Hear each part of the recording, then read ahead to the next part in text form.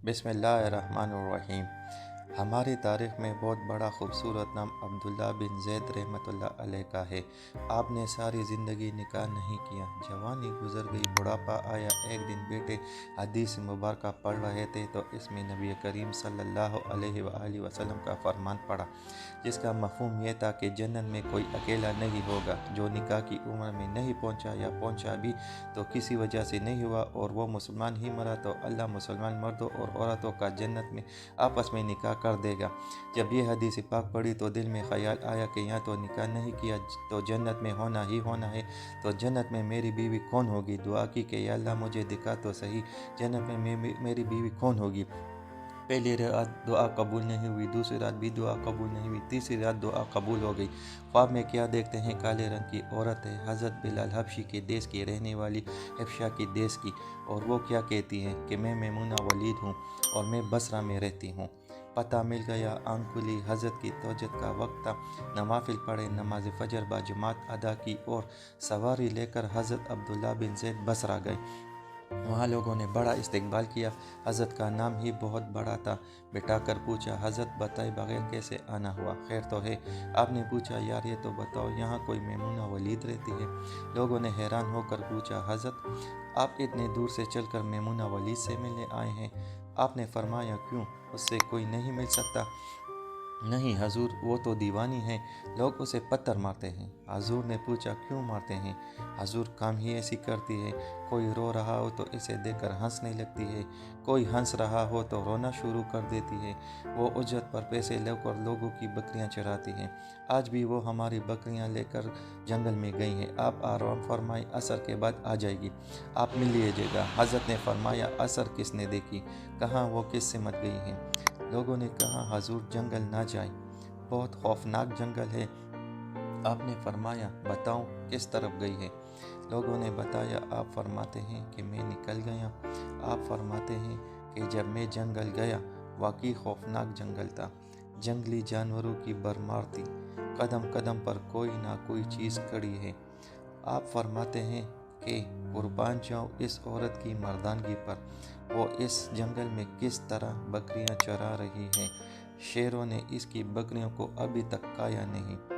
इतने दरिंदे हैं, सारे मिलकर हमला कर दें तो क्या करे ये अकेली औरत, किस किस को रोकेगी।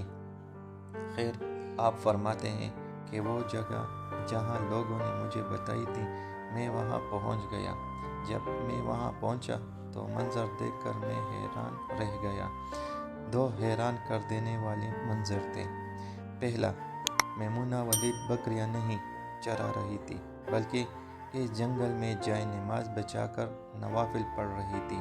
पर बकरियां चराना तो बहाना था, ये तो बहाना था किनारा कशी का। लोग यही समझते थे मैमूना सारा दिन बकरियां चराती है, लेकिन मैमूना बकरियां नहीं चरा रही थी। दूसरा, क्या देखा कि मैमूना तो नमाज पढ़ रही है, फिर बकरियां कौन चरा रहा है। बकरियां तो एक जगह नहीं रुकती, कहीं उधर जाती हैं, कहीं उधर। आप फरमाते हैं कि मैमूना नमाज पढ़ रही थी और शेर बकरियां चरा रहे हैं। बकरियां चर रही हैं, शेर इनके इर्द गिर्द घूम रहे हैं। अगर कोई बकरी भागती है, इसकी फितरत है शरारत करना, तो शेर उसे पकड़कर वापस ले आता है, लेकिन कहता कुछ नहीं। आप फरमाते हैं, मैं हैरान व परेशान खड़ा था कि ये कैसे हो गया, ये फितरत कैसे बदल गई।